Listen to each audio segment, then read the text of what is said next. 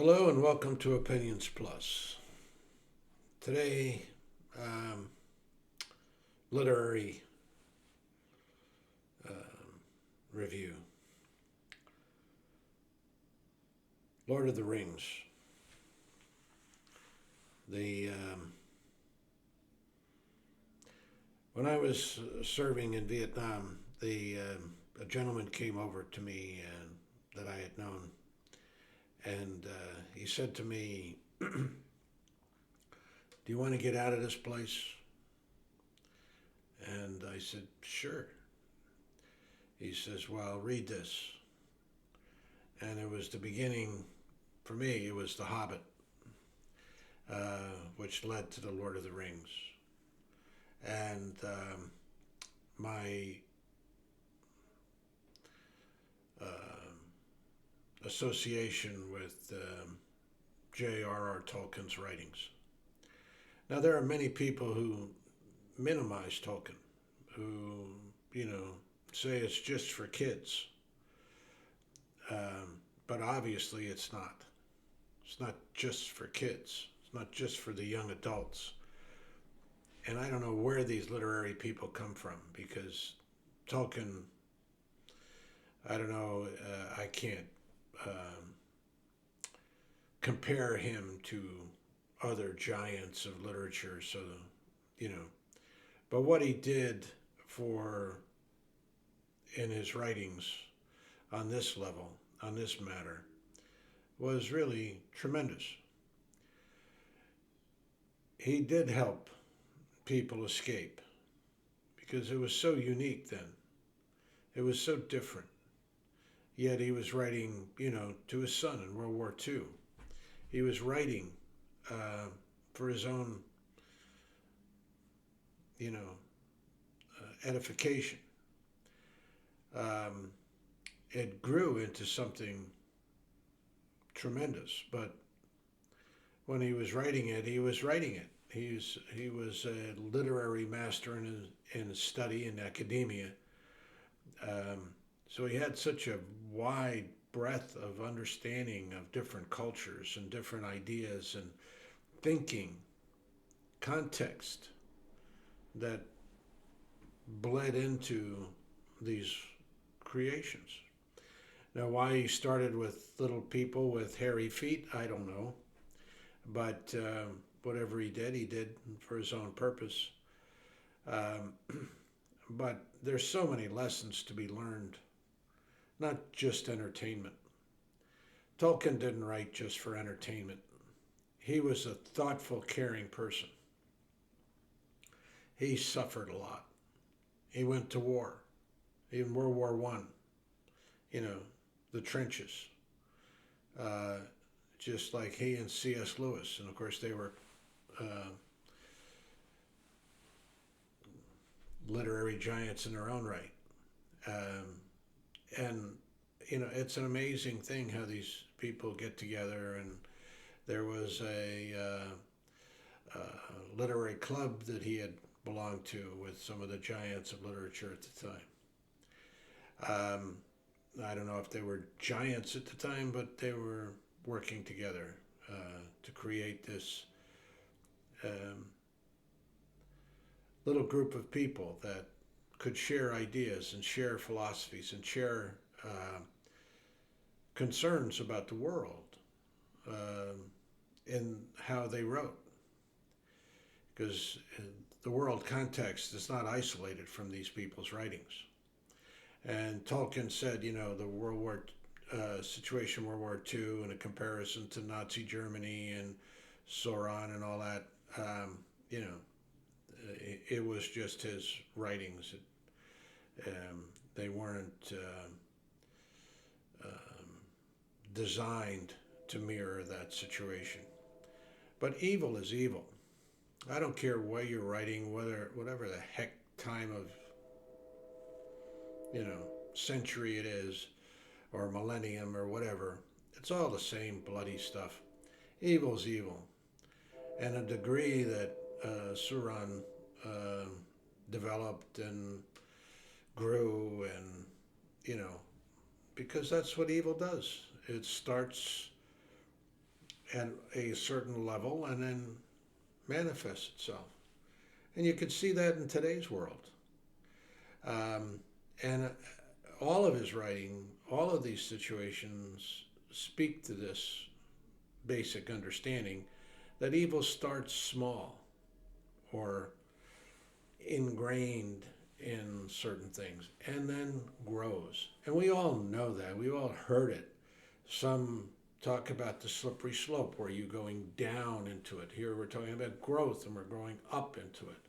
Well, there's a whole different perspective here about, what evil is and all that stuff. From Tolkien's, he's a devout Catholic. He had tremendous faith and commitment to the church and to the faith. But you don't see Catholicism blatantly in the writings, but it's there. Plus, there's this hierarchy. There's always a status issue in Tolkien's writing. There's always a master and a servant. There's always somebody bowing down to somebody else, or whether it's people of Theoden's group or whoever. There's always an order of hierarchy. People aren't just people, and Tolkien is very clear about the levels of intellectual capability, academic training. Frodo and Sam. Sam was this untrained, I don't know how literate he was, but he was untrained, he was unschooled. And the way he talked, was this ho-hum kind of guy, kick the dirt and say, okay, this is the way it is.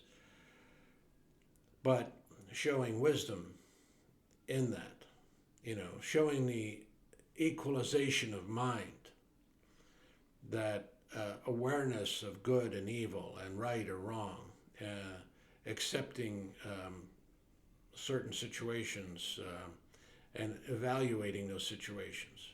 Sam did that, but he did that in the old country bumpkin way, where Frodo is the much more academic, and you can see that in his discourse with Faramir and how they talk to one another. And how Faramir said to Sam one time, gardeners must be held in high esteem in your country, and Sam says, your quality shows through, and this exchange of ideas of status, which to me is one of the biggest problems humans have, but that's another story. But in this one section of The Lord of the Rings, Galadriel had called Frodo over to talk about, or to show him the mirror. Poured the water in, and Frodo looked in it and saw Sauron's eye and all that stuff, and created this whole thing. And then Frodo turns to Galadriel afterwards and says, here, after this experience and after the awakening of certain understandings about the power Galadriel has, he says, here, take the ring. You can have the ring. It's, free. The ring of power is free. I give it to you freely. And Galadriel says, of course, that's what I've been wondering about. How would I deal with that if the time came?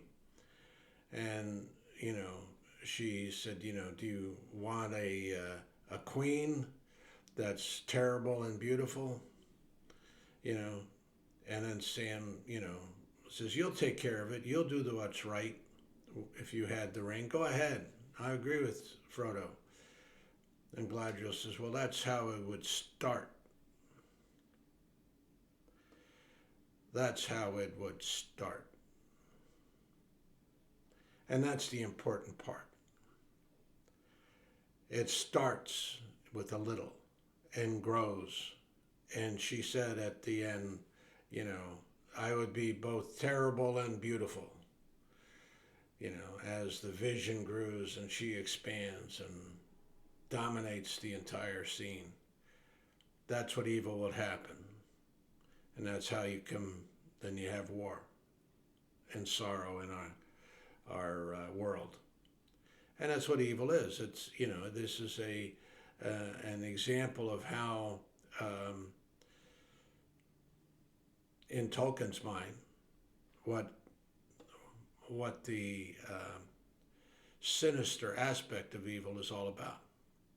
It starts, and the old adage, a pathway to hell is paved with good intention. That's exactly true. And I'm not talking about the minority of people who are criminals and that stuff. I'm talking about people who change, who get a taste of power and use it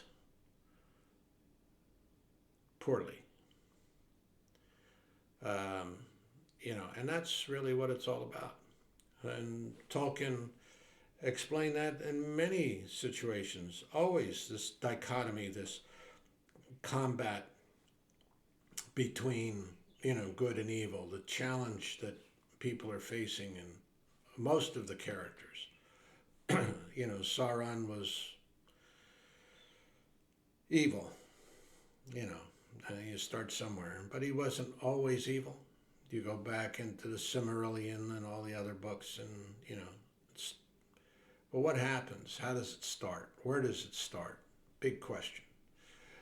But the fact is, it starts somewhere, as a grain, as a token thing, and then it grows and manifests itself. And I think that's the education that we have to be. We have to get from books like Lord of the Rings and people from like Tolkien who care about morality, care about good and evil. In this case, good won the day. But, at what price? How many individuals died in this book and in real life? It's just the way that is. But it doesn't have to be that way. And that's another part of the Lord of the Rings. Wouldn't it be great? Wouldn't it be wonderful? Why does this burden have to be on me? Well, it's delegated to you. But we all have to be aware, don't we? We all have to be cognizant of the fact that we are susceptible to evil. We are susceptible to temptations. We are susceptible. Whether we read Tolkien, which reminds us of our weaknesses and our susceptibility, or we see it around in everything we do, in the political framework we have today, where ex-presidents are being indicted and people are threatening civil war and all this other stuff. Why? Because justice isn't served.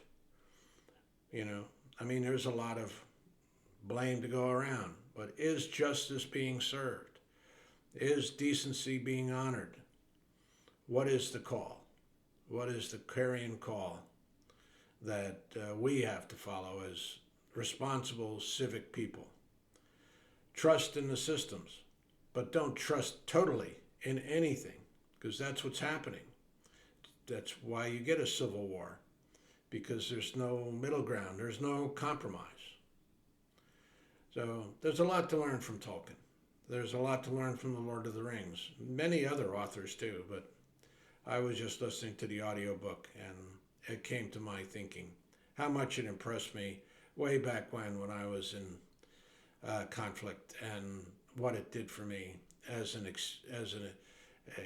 way to get away from. But it's more than that. It's more than a fantasy book. Tolkien tried to teach his son, tried to teach those who read his literature. So I thank you for listening. If it has some value to you, that's great. And you subscribe if you feel inclined to. Hit the like button for whatever the thing that does. And comment. Comment to others. Others do read the comments. And write to the world.